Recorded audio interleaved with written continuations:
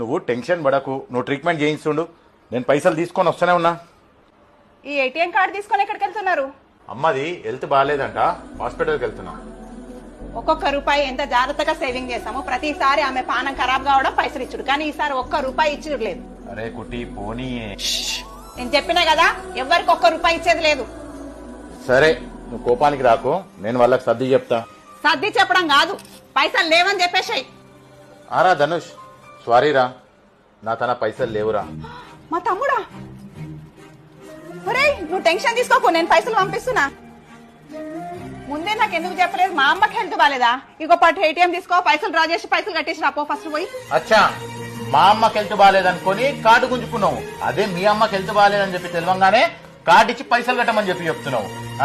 అయినా మీ వాళ్ళని ఒక లెక్క, మా వాళ్ళని ఒక లెక్క ఎందుకు చూస్తున్నావు అమ్మా? ఇదెక్క న్యాయం రా? ఇలాంటి ఇల్లాలు ఏ ఇంట్లోనైతే ఉంటుందో ఆ ఇంట్లో సుఖ సంతోషం